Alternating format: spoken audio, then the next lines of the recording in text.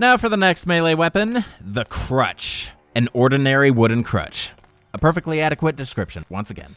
Alright, so real life comparison, perfect. And when it comes to comparing with Outbreak 1, the icon is exactly the same, but the model is way more defined. I enjoy seeing the wooden ridges this time. Here's a list of all the locations of the Crutch, and fittingly so, it is exclusive to the flashback scenario, and there's only one location that is consistent across all difficulties, and that is in the auxiliary building first floor hall, on the first floor of the hospital, propped up next to the wheelchair barricade in the eastern half of the hall. Now here's an extreme close-up of the Crutch in-game. I have to say, this looks pretty nice. Now here's the Crutch being held by all the characters, and I'm really glad that in both games we managed to be in a hospital setting while characters are wielding this weapon. It's the perfect setting, though this hospital is not easy on the eyes, being abandoned and all.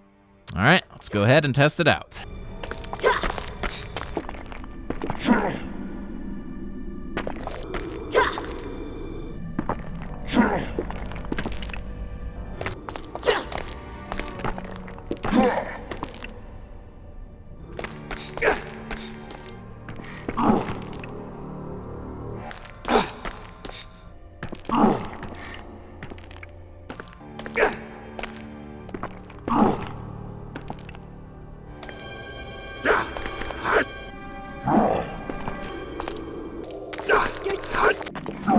Don't give up.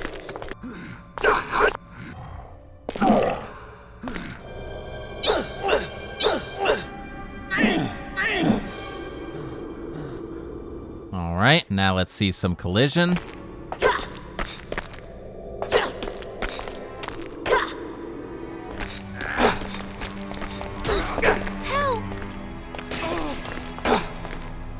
And if you break the crutch, you end up with the broken crutch, of course. All right, let's go ahead and test the crutch out on some zombies.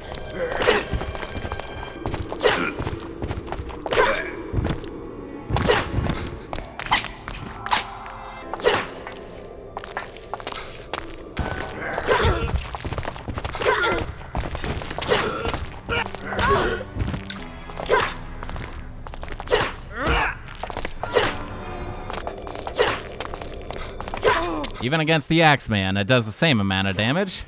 Though the Axeman has triple the health pool as the zombie does, as you can see. So it would take a while and you would likely break this thing if you were in finite mode. So yeah, the crutch has a flat rate of 110, just like the iron pipe. And upon looking this back in editing, it appears they have the same amount of usage till their next deteriorative state, which means the iron pipe is ultimately the winner because the iron pipe has 3 phases while the crutch only has 2. So once again, if I took durability into consideration when it came to ordering these weapons, I would have done the crutch before the iron pipe, but oh well. All right, let's switch over to Mark and see the giant swing.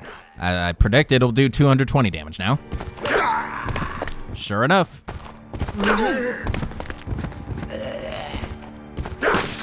Ooh, crushed his head with that one.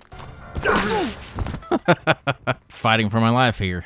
Alrighty then. Well, that is gonna conclude the crutch. Now for the next melee weapon, the stun gun, an electrical shock device. It can be charged with batteries. So that's something to note. To replenish your charges of this weapon, you just find a battery. Batteries can only be found in certain scenarios, of course. Now this is another weapon that's exclusive to Outbreak File 2 within the Outbreak games. However, we have previously seen this weapon before in the series, in Resident Evil Remake. It was Jill's exclusive defensive item. And on top of it, this is Alyssa's personal extra item. All right, here is a real life stun gun I could compare it to. Now, even though the stun gun is Alyssa's personal extra item, and you'd normally have to request it from her if you're any other character, there is a way to obtain it as a pickup item. In the flashback scenario, if you're playing as any character other than Alyssa and playing in easy or normal mode, Alyssa will appear in the mountain path at one of the dead ends. If you speak to her, she will drop her stun gun and allow you to pick it up. Now here's an extreme close-up of the stun gun being wielded in-game. It's too bad the texture's too generic and you'll never be able to make out that yellow reading right there. Now here's the stun gun being held by all characters. It is great to see it make a small return and be more widely usable compared to when we last saw it in Resident Evil Remake. All right, let's go ahead and test it out.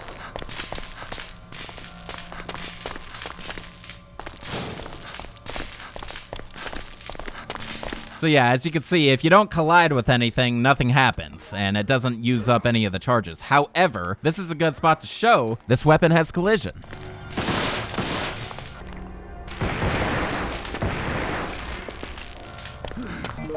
It actually used the charge, so you gotta be careful with this weapon. And once you use up all the charges, yep, you can't do anything with it. I would have to find a battery to replenish these, which there are none in this specific scenario, flashback.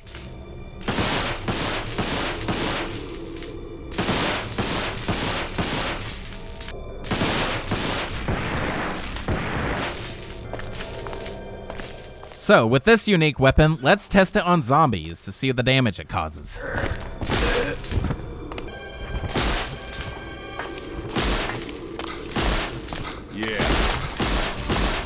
And this will defeat enemies fast if you hold a constant charge like that. Let's find another zombie.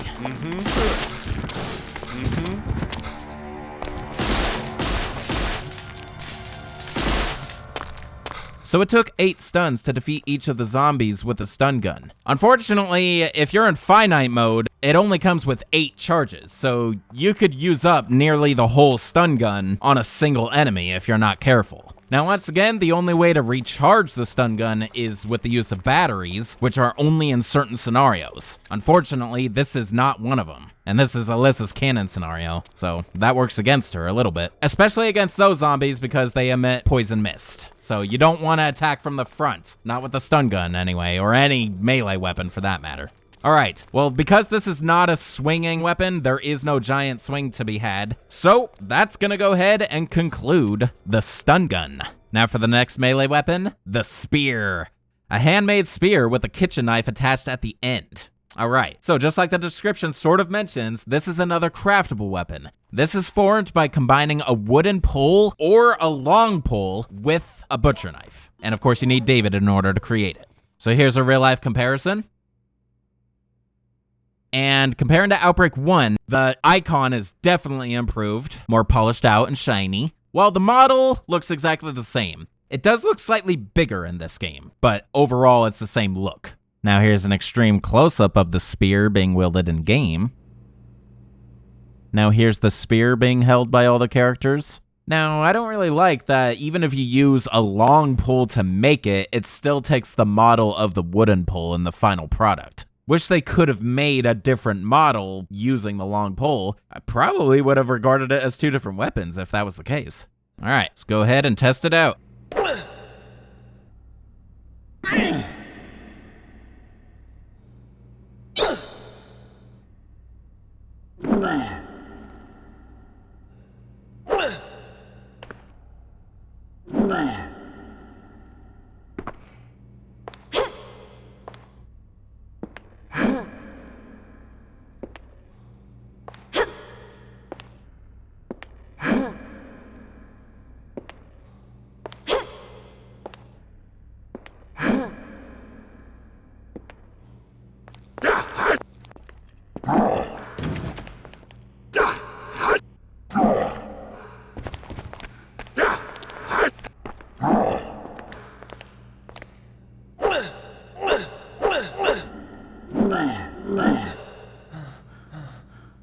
And let's go ahead and see collision.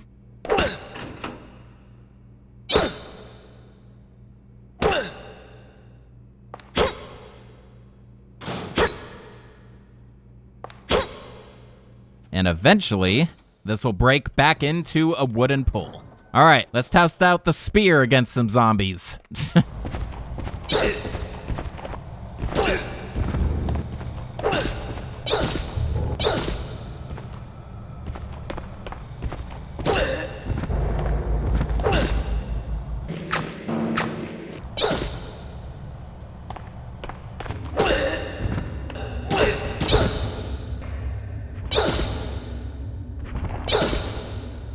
Alrighty then. So, it has a base damage of 160, so we're definitely getting up there in the power department. And yeah, only took about 5 to 6 stabs for the zombies around here.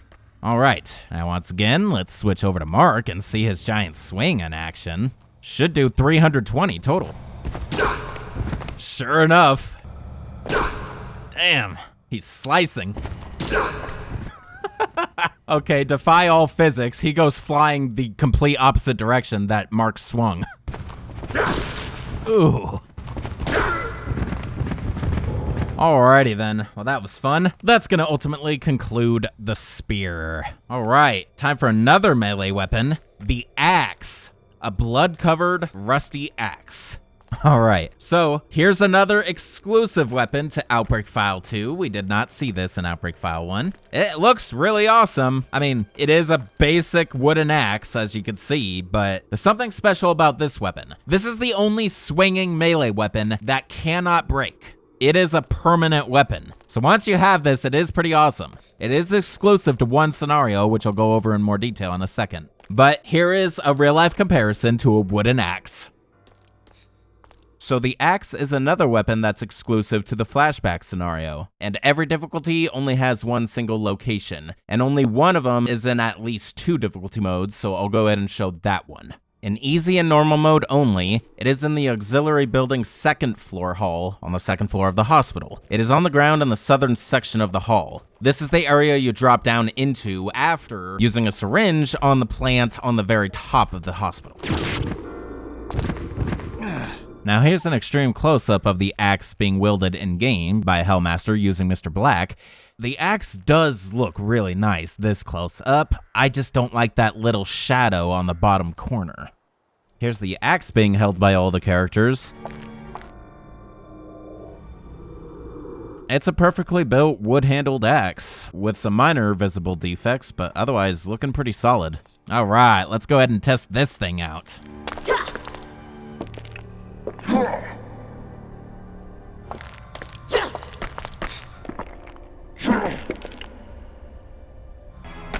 No.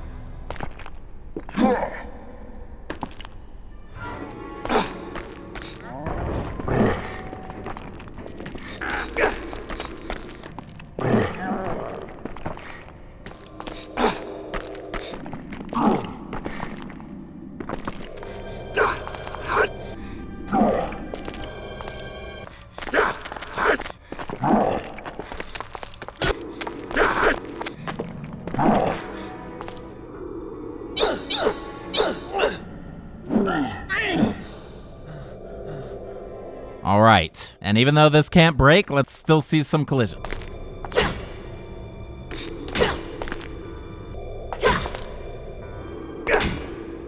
Don't give up.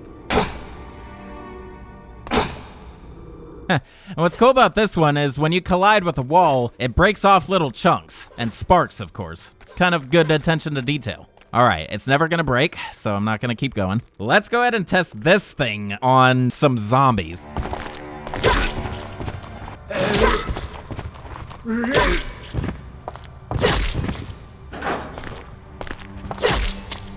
Yeah. All right, 5 hits with the axe.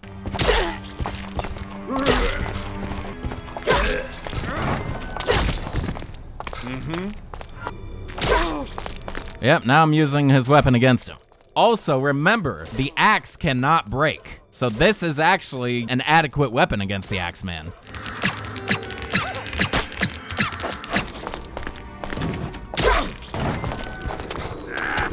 There you go. All right, let's see the damage of this thing when used with Mark and his giant swing. Yep, 400. Ooh. Dude's a regular lumberjack. All right, well, I think that's it for the axe. All right, almost done with the swinging or poking melee weapons. Time for the hammer.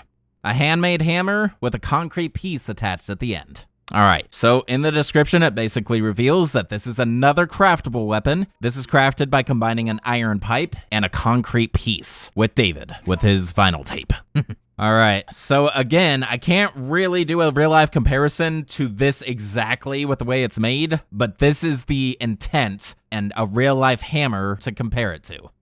And comparing the model and icon to Outbreak File 1, the floating model once again looks exactly the same, just slightly more speckled and detailed and maybe bigger, but the icon, oh my gosh, it looks more like one weapon, so kudos to them for improving the design there. So while the spear didn't have a pickup location this game, the hammer does get one, and it has one strictly conditional location. It is only in hard mode and in the flashback scenario, and can only be accessed with Alyssa on your team. This is because it's behind a locker that is locked by a simple lock, and only Alyssa has the lockpicks to simply unlock them. So where this is exactly is the locker room on the first floor of the hospital. It is inside the locked locker on the east side of the room. And if you're Alyssa herself, then you want to use the P-pick. Now here's the hammer in game, extremely close up, provided by Hellmaster. It's too bad we couldn't really get it at any other angle, like an inside angle possibly, but alas. Here's the hammer once again being held by all the characters, and while the duct tape is pretty obvious, I feel that the amount used actually isn't enough to hold up for more than a couple hits. I feel like a lot more tape would be needed. Alright, let's go ahead and test this bad boy out.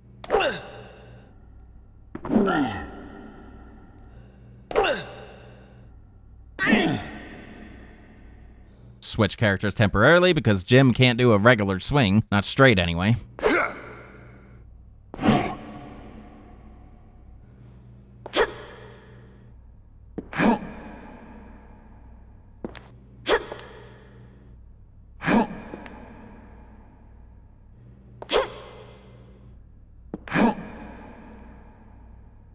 And then, of course, the special swings with Mark and Jim.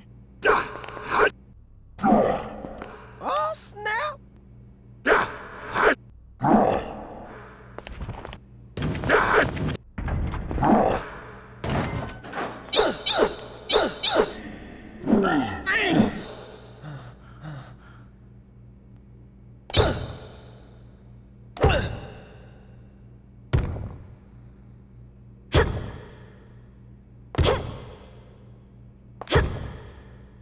Alright, so let's go ahead and test the hammer out on some zombies, if they stand a chance.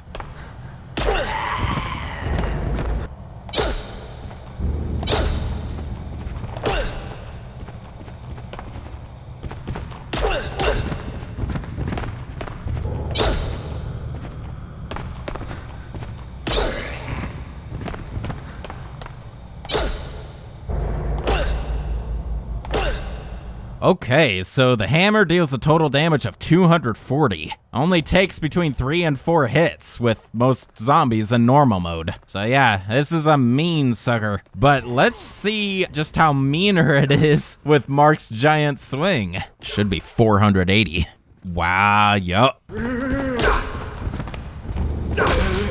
Oh, get crushed. Ooh. Yeah, this thing is super dangerous in Mark's hands. Alright, well, that shall conclude the hammer. Alright, now for the last swinging / poking melee weapon, the stun rod. Its end is equipped with a device that emits high voltage. Still love that description. Alright, so compared to Outbreak 1, the model and icon appear to be exactly the same, just very slightly brighter and more detailed. Honestly, the icon might be different, especially when I look at the battery part of it, but yeah, very slight difference if anything. Now, of course, I can't really do a real-life comparison with this weapon because this is like a Frankenstein weapon because it is a craftable combining an iron pipe with a battery. And again, I don't know where David gets the cables. Those aren't a part of the combination when you make it, but they must come from the battery somehow. So it turns out there are actually pickup locations for the stun rod, but they're very limited as you can see here. Only 2 difficulty modes even allow it, and only in 1 scenario. Because it's far more convenient to just create the stun rod, I'm not going to show footage of any of these locations. Just refer to them if you want to pick them up without David on your team. Now here's an extreme close-up of the stun rod. It looks pretty amazing, especially on the tip where you see the prongs conducting the electricity. Pretty neat. Now here's the stun rod being equipped by all the characters. Looking at it here, I want to say the color aesthetic makes me think of a classic NES controller. I think it's those red button looking dots on the top of it, plus the tannish white body of the battery. All right, let's test it out.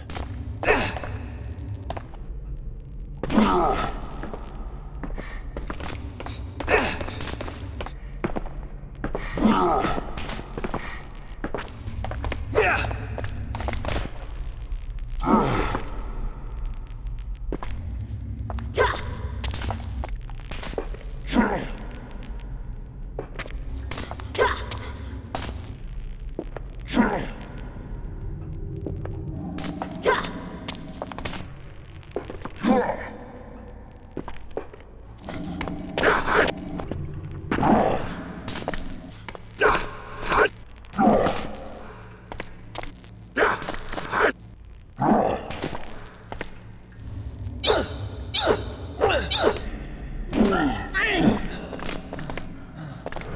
let's get collision.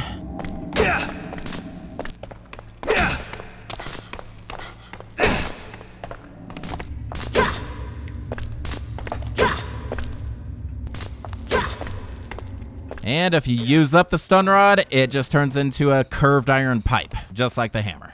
All right, so let's go ahead and test out the stun rod on zombies. You all right? Wonderful.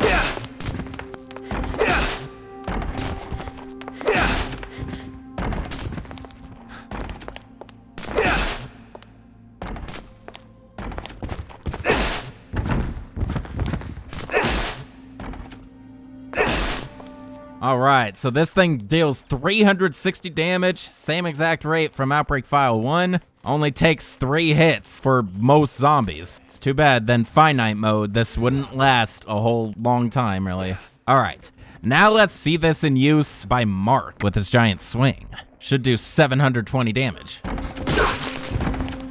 Hold on. It maintained its damage right there. It didn't double.